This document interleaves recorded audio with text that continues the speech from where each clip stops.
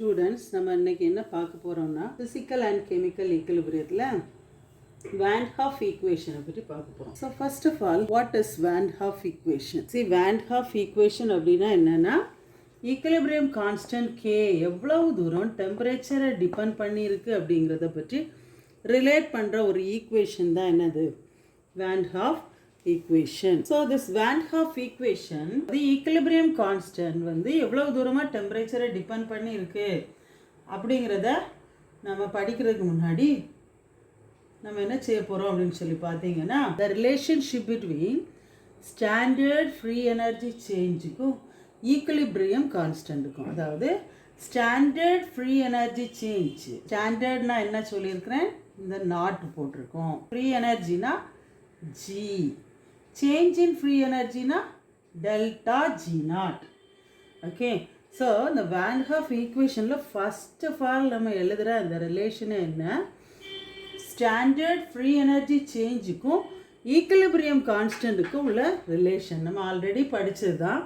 So standard free energy change is written like this, delta G naught that is equal to minus RT L and K. நம்ம தெர்மோடைனமிக்ஸில் படித்த relationship தான். So what is R? Gas constant. Okay, gas constant. What is K? Equilibrium constant. இது first ஈக்குவேஷனாக எடுத்துக்கிறோம். இந்த ரிலேஷனை you can take it as first equation. Standard free energy change that is delta G naught. Delta G naught is equal to change in enthalpy, standard enthalpy minus T delta S naught. So change in standard enthalpy is delta H. This is change in entropy. Entropy is a measure of disorderliness படிச்சிருக்கோம். Standard change in entropy. Okay, change in standard entropy S naught. So அந்த ரிலேஷனை நம்ம என்ன எடுத்துருக்குறோம், equation 2 அப்படின்னு சொல்லி எடுத்துருக்குறோம். இப்போ நம்ம என்ன செய்ய போகிறோம்னா சப்ஸ்டிடியூட்டிங் ஈக்குவேஷன் 1 இன் ஈக்குவேஷன் 2. ஈக்குவேஷன் 2ல் நம்ம 1 சப்ஸ்டிடியூட் பண்ணுறோம். ஏன்னா இந்த சைடு டெல்டா ஜி, அப்போ இந்த டெல்டா ஜிக்கு பதிலாக இதை எடுத்து இங்கே எழுதுகிறோம். சப்ஸ்டிடியூட் பண்ணலாமா? ஸோ இந்த டெல்டா ஜிக்கு பதிலாக இந்த வேல்யூவை இங்கே சப்ஸ்டிடியூட் பண்ணுறோம். ஓகேவா? Minus RT L and K. இந்த டெல்டா G நாட்டுக்கு பதிலாக இதை எடுத்து இங்கே சப்ஸ்டிடியூட் பண்ணிட்டோம். Is equal to delta H naught, standard enthalpy change. Okay, delta H naught is standard enthalpy change minus temperature standard entropy change, rearranging.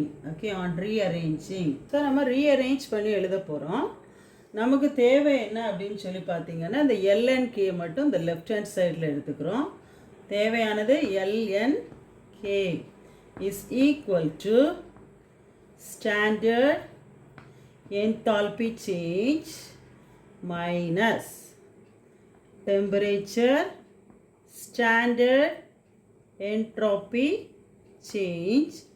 So bring this term, that is minus RT இங்கே கீழே கொண்டு வந்துருங்க. அப்போது இந்த minus மேலே போட்டுக்கோ, RT, right, RT below this. Okay, so இந்த சைனால் இதெல்லாம் மல்டிப்ளை பண்ணுறோம். So LNK is equal to minus delta H naught by RT minus into minus plus T delta S naught divided by RT. பாருங்க, so இங்கே இந்த டெம்பரேச்சரையும் இந்த டெம்பரேச்சரையும் என்ன செய்திடலாம், அடிச்சிடலாமா? இந்த ஆர்னா என்னது, case constant. Okay, LNK is equal to minus delta H naught by RT plus delta S naught. TT cancel ஆயிடுச்சு. So divided by R. Delta S nought by ஆரில் R வந்து கான்ஸ்டன்ட், கேஸ் கான்ஸ்டன்ட். ஸோ கான்ஸ்டன்ட்டுக்கு value எப்போவே என்ன 0. அதனால் இந்த whole டேர்மை நம்ம என்ன செய்ய முடியாது, டிஃப்ரென்ஷியேட் பண்ண முடியாது. ஸோ நம்ம மீதி இருக்க டேர்மை டிஃப்ரென்ஷியேட் பண்ணலாம். So let as differentiate on differentiation. So on differentiating equation 3 we will be getting like this. Differentiate பண்ணணும்னா இதை அப்படியே டி போட்டு எழுதணும், சரிங்களா? ஸோ டி போடுங்க. டி அடுத்தது என்ன இருக்குது, எல்என்கே, டிஎல்என்கே. ஸோ அதனால் இதை என்ன செய்யணும், ப்ராக்கெட்குள்ளே போட்டுட்டு எதை வச்சு டிஃப்ரென்ஷியேட் பண்ணுறோம், differentiating equation with respect to temperature. Okay, இதை வச்சு டிஃப்ரென்ஷியேட் பண்ணுறோம் டெம்பரேச்சர். அதனால் என்ன செய்கிறோம், டிடி போடுறோம். ஓகேவா? So that is equal to, இப்போ அடுத்த டேர்மை நம்ம டிஃப்ரென்ஷியேட் பண்ண போகிறோம். அடுத்த டேர்ம் என்னது, மைனஸ் டெல்டா ஹெச் நாட். இதை டிஃப்ரென்ஷியேட் பண்ணுறது எப்படின்னு நான் இதில் உங்களுக்கு தனியாக செய்து காட்டுறேன். ஓகே, தனியாக இதில் எழுதி காட்டுறேன். லிசன், இந்த மைனஸ் டெல்டா ஹெச் நாட்டை நம்ம என்ன செய்ய போகிறோம், டிஃப்ரென்ஷியேட் பண்ணுறோம். இங்கே ஆல்ரெடி என்ன இருக்குது, கேஸ் கான்ஸ்டண்ட்டும் இருக்குது, டெம்பரேச்சரும் இருக்குது. அதனால் நம்ம என்ன செய்ய போகிறோம்னா இதை டிஃப்ரென்ஷியேட் பண்ணுறதுக்கு இந்த ஆரை மட்டும் தனியாக கீழே எழுதுங்க. அடுத்தது என்ன செய்கிறீங்கன்னா டிஃப்ரென்ஷியேட், இதை டிஃப்ரென்ஷியேட் பண்ணணும்னா என்ன சொன்னேன், டி போட்டு எழுதணும். எதை வச்சு நம்ம டிஃப்ரென்ஷியேட் பண்ண போகிறோம், டெம்பரேச்சர். அதனால் டிடி. ஓகேங்களா? அடுத்தது இதுலேயும் ஒரு டி இருக்குது பார்த்தீங்களா, இதை என்ன செய்கிறோம், 1/t அப்படின்னு எழுதணும். இந்த டீயை நம்ம எப்படி எழுதுகிறோம், 1/tன்னு எழுதுகிறோம். சரியா? 1/tன்னு எழுதியாச்சு. இப்போ இந்த 1/tயை நம்ம என்ன செய்ய போகிறோம் அப்படின்னு சொல்லி பார்த்தீங்கன்னா, இதுக்கு நமக்கு மேக்ஸில் நீங்கள் படிச்சிருப்பீங்க. சரி, இந்த 1/tயை 1/tயை நம்ம இப்படி எழுதலாமா, t to the power -1. இந்த டீயை மேலே நியூமரேட்டரில் கொண்டு வந்து அது என்ன ஆகும், t இன்வர்ஸ் ஆகும். ஸோ நம்ம மேக்ஸில் படிச்சிருப்போம், x to the power n is equal to n into x to the power n minus 1 அப்படின்னு சொல்லி ஒரு ரிலேஷன் மேக்ஸில் கண்டிப்பாக நீங்கள் படிச்சிருப்பீங்க. ஸோ இந்த ஃபார்மில் இந்த t to the power -1 நம்ம எழுத போகிறோம். So t to the power -1 right here, t to the power -1. So அந்த t to the power -1 எப்படி இருக்குது, x to the power n. அப்போ இந்த என்னன்னா என்னது, இந்த பவரில் இருக்கக்கூடிய number t to the power -1. So இதை நம்ம இதில் அப்ளை பண்ண போகிறோம். ஈக்குவல் டு n அப்படின்னா இந்த -1 ரைட்டா, -1 எழுதியாச்சு. அடுத்தது எக்ஸ், எக்ஸ்னா இது இந்த டி தான் எக்ஸ் இங்கே, சரியா? ஸோ டி என்னன்னா என்ன, என்னன்னா -1. ஸோ -1. அதுக்கப்புறம் இந்த ஃபார்முலாவில் ஒரு -1 இருக்குது. ஓகே, ஸோ அந்த -1ஐயும் எழுதுங்க. இந்த டி டு த பவர் -1க்கு இதை நம்ம சிம்பிளிஃபை பண்ணுறோம். T to the power -1. So -1னா என்ன செய்கிறோம், மைனஸ், அந்த 1 போட்டாலும் சரி தான், போடலனாலும் வேல்யூ இல்லை. So minus T -1 -1. அப்போ என்னாச்சு, ஆட் பண்ணி அதே சைனை போடுறோம். -2 t to the power minus t to the power -2 போடுறோம். ஓகே, ஸோ இந்த t to the power -1ஓட வேல்யூ என்ன, இதுதான் value. Understood? t to the power -2. இப்போ நம்ம என்ன செய்ய போகிறோம்னா அந்த சைடு எழுதுகிறோம். ஓகேவா? இப்போ இதை நம்ம டிஃப்ரென்ஷியேட் பண்ணியாச்சு. அடுத்தது நம்ம என்ன செய்கிறோம், டெல்டா -delta(H0/RTயை எப்படி டிஃப்ரென்ஷியேட் பண்ணணும்னு இந்த ஸ்டெப் வழியாக பார்த்தோம். ஸோ இதை எப்படி டிஃப்ரென்ஷியேட் பண்ண ஒரு ப்ராடக்ட் என்ன கிடச்சிருக்கு, இதை -delta(H0) அப்படியே எழுதுங்க. -delta(H0/R) எழுதிட்டோமா? இந்த டீயை தான் நம்ம டிஃப்ரென்ஷியேட் பண்ணோம். அதை 1/tன்னு எடுத்தோம். அதை 1/t நமக்கு எப்படியா கிடச்சிச்சு பாருங்கள். T square. ஏன்னா இங்கே வந்து minus T to the power -2ன்னு வந்திருக்கு. இங்கே வந்து இந்த மைனஸும் இருக்குது. ஸோ இந்த மைனஸும் என்ன ஆயிரும், ப்ளஸ் ஆகிரும். அதனால இந்த மைனஸ் சைன் போட வேண்டாம். இங்கே வந்து டினாமினேட்டரில் இருக்கிறதுனால நம்ம இதை பாசிட்டிவ் இப்போ மைனஸ் சைனை எடுத்து போடுறோம். So delta H naught by R T square. Understood? Now this equation is taken as equation 4. ரைட்டா? இது என்ன சொல்கிறோம், ஈக்குவேஷன் 4 அப்படின்னு சொல்லி எடுக்கிறோம். ஸோ அந்த ஈக்குவேஷன் 4 நம்ம திரும்பவும் என்ன செய்ய போகிறோம், இன்டகிரேட் பண்ண போகிறோம். என்ன செய்ய போகிறோம், on integrating. So on integrating equation 4 between the limits.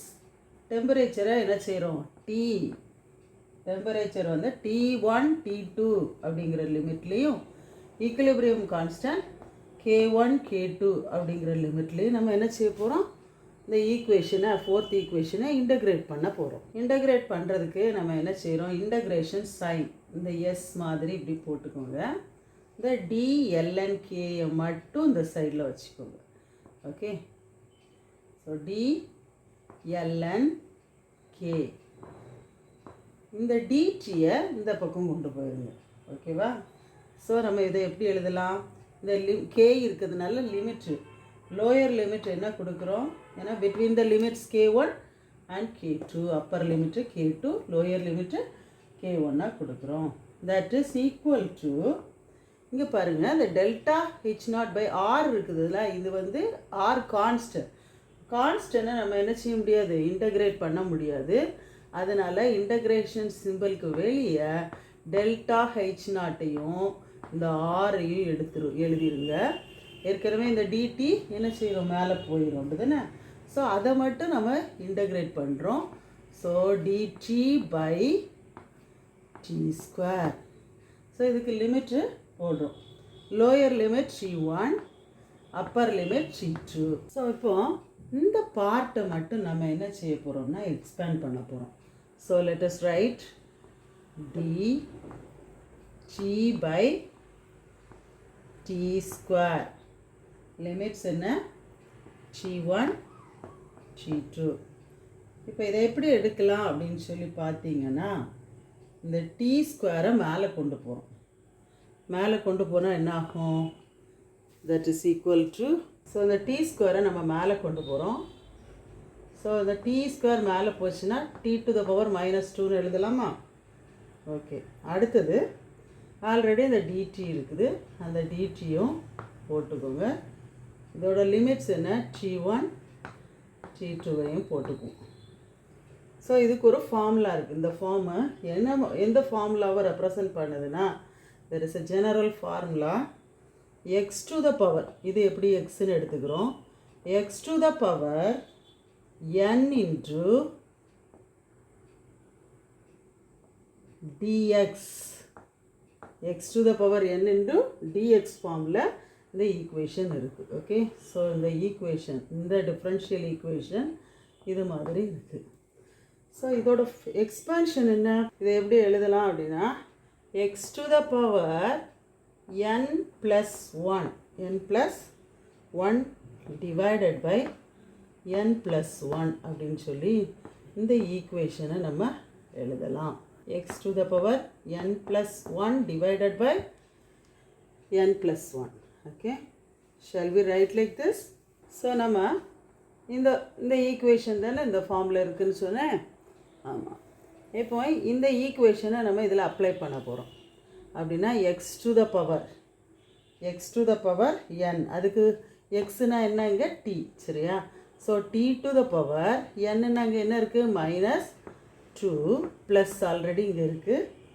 அடுத்தது என்ன இருக்குது, இதில் 1 divided by T to the power -2, இது x to the power என்னன்னா இங்கே T to the power -2.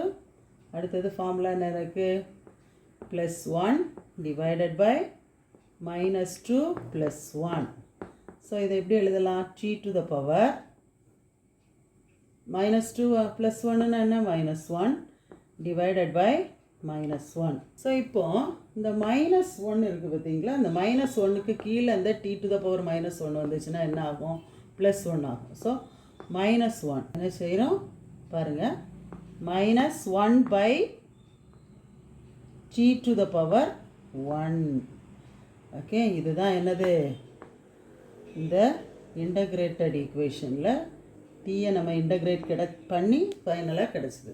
இந்த dT by T to the power டூவை இன்டகிரேட் பண்ணியிருக்கோம். சரியா, இன்டகிரேட் பண்ணி ஃபைனலாக கிடச்சதை அதை தனியாக எடுத்து வச்சுக்கிறோம்.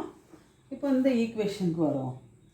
இந்த ஈக்குவேஷனை நம்ம என்ன செய்ய போகிறோம், இன்டகிரேஷனை எடுத்துட்டு பாருங்கள், இந்த இன்டகிரேஷன் சைன் இல்லாமல் எழுத போகிறோம். ஸ்கொயர் ப்ராக்கெட்டுக்குள்ளாடி எப்படி எழுதலாம் பாருங்கள். ஸ்கொயர் ப்ராக்கெட்டுக்குள்ளாடி எழுதும்போது இந்த டி எழுதக்கூடாது, வெறும் எல்என்கே மட்டும் எழுதுவீங்க. ஸ்கொயர் ப்ராக்கெட்டை க்ளோஸ் பண்ணிக்கோங்க. Lower limit k1 upper limit k2 equal to, okay, so இதை அப்படியே பார்த்து எழுதுகிறோம்.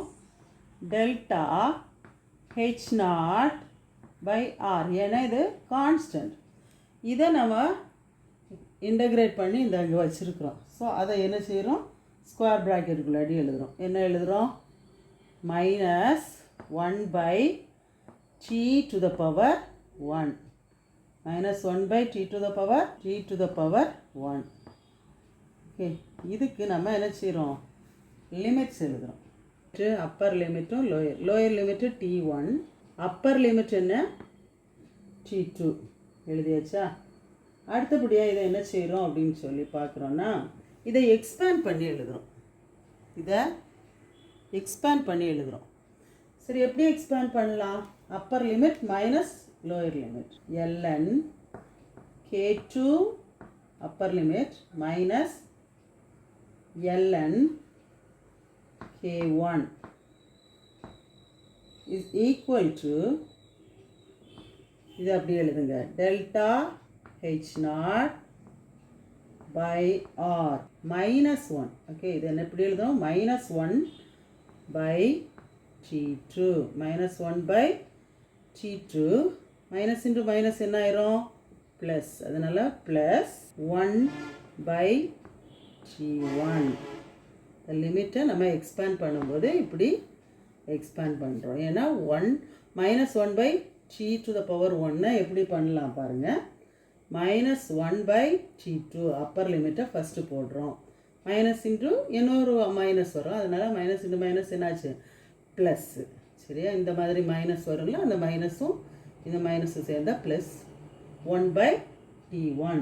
ஓகே, நெகட்டிவ் ஃபார்மில் இருக்குது. நாம் என்ன செய்ய போகிறோம், இதை வந்து டிவிஷன் ஃபார்முக்கு எழுதுகிறோம். சரிங்களா, ஸோ டிவிஷன் ஃபார்முக்கு எழுதும்போது பாருங்கள், ln இது காமனாக போட்டுக்கிறோம், ln இந்த k2 பை k1 மைனஸை என்ன செய்கிறோம், அந்த ரெண்டு சைட்லையும் ln இருக்குது, அந்த ரெண்டு lnக்கு பதிலாக ஒரு ln காமனாக எடுத்துகிட்டு k2 by k1 is equal to, இங்கே தான் நம்ம பார்த்தோமே டெல்டா ஹெச் நாட், அதை அப்படியே எழுதுகிறோம், பை ஆர். இது வந்து ஒரு ஃப்ராக்ஷன், அன்லைக் ஃப்ராக்ஷன். சரியா, இங்கே T2 இருக்குது, இங்கே T1 இருக்குது. டினாமினேட்டரில் இங்கே இந்த ஃப்ராக்ஷனோட டினாமினேட்டரில் என்ன இருக்குது, T2, அந்த ஃப்ராக்ஷனில் T1. அப்போ இது என்ன செய்கிறோம், அன்லைக் ஃப்ராக்ஷனை நம்ம ஆட் பண்ணுறதுக்கு சொல்லியிருக்காங்க. அன்லைக் ஃப்ராக்ஷனை ஆட் பண்ணணுன்னா என்ன செய்யணும், ரெசிப்ரோக்கல் எடுக்கிறோம். சரிங்களா, இதை ரெண்டையும் மல்டிப்ளை பண்ணுறோம். டினாமினேட்டரில் உள்ள டேர்ம்ஸை மல்டிப்ளை பண்ணிவிட்டு அப்போது T2 G1 மல்டிப்ளை பண்ணிவிட்டு நியூமரேட்டருக்கு என்ன செய்கிறோம், அதோட எல்சிஎம் எடுத்து வர்றது. அப்போது என்ன இருக்குது, T2 மைனஸ் T1. அப்படியே இதை ரெண்டு எழுதியிருக்கோம், எப்படி எழுதியிருக்கோமோ அதே மாதிரி இங்கே எழுதி மைனஸை போட்டால் போதும். ஓகே, இப்போ இந்த லானை லாகாக மாற்ற போகிறோம். நேச்சுரல் லான்னா நேச்சுரல் லாகு. ஸோ இதை லாகாக மாற்றும் போது நான் ஏற்கனவே கிளாஸில் சொல்லியிருப்பேன், 2.303 வச்சு மல்டிப்ளை பண்ணணும். ஸோ நம்ம என்ன செய்கிறோம், லாக் 2.303 K2 மீதி இருக்கிறதெல்லாம் எழுதுங்க, K2 by K1 is equal to delta H naught by R into T2 minus T1 அப்படியே மேலே எழுதியிருக்கிற டேர்ம்ஸை பார்த்து எழுதுங்க. T2 into T1. இப்போ அந்த நம்பர் மட்டும் என்ன செய்கிறோம், டினாமினேட்டருக்கு கிராஸ் மல்டிப்ளை பண்ணி கொண்டு வந்துடுறோம். இங்கே கிராஸ் மல்டிப்ளை பண்ணி. So log K2 by K1 is equal to, so இங்கே பாருங்கள், நேச்சுரல் லாகில் இருக்கிறத நம்ம லாகுக்கு கொண்டு வரோம். லாகு 2.303 மல்டிப்ளை பண்ணுறோம். லாகு 2.303 மல்டிப்ளை பண்ணுறோம். மீதி உள்ள டேர்ம்ஸ் அப்படியே எழுதிட்டோம். டெல்டா H0/R எழுதியிருக்கோம். எல்லாத்தையும் அப்படியே எழுதிட்டோம். ஏன்னா என்ன செய்கிறோம், இதை ரெசிப்ரோக்கல் இந்த பக்கம் கொண்டு வரோம், ஈக்குவல் டுக்கு அந்த சைடு. அப்போ என்ன செய்யும், லாக் K2 by K1 இந்த டேர்ம் அப்படியே எழுதுங்க. டெல்டா H0 by இந்த வேல்யூ அப்படியே இங்கே கொண்டு வந்துடுங்க. ஸோ 2.303, அப்புறமா இந்த கேஸ் கான்ஸ்டன்ட் R, அடுத்தது இந்த T2 minus T1 by T2 into T1. இந்த ஈக்குவேஷனை தான் நம்ம என்ன சொல்கிறோம், Van Hoff equation. This equation is called as what? Van Hoff equation that relates or that gives a quantitative dependence of equilibrium constant. This equilibrium constant with the temperature. அதாவது equilibrium constant எவ்வளவா டெம்பரேச்சரை depend பண்ணியிருக்கு அப்படிங்கிற ஒரு இன்ஃபர்மேஷனை relate பண்ணுறது தான் இந்த வேன் ஹாஃப் ஈக்குவேஷன்.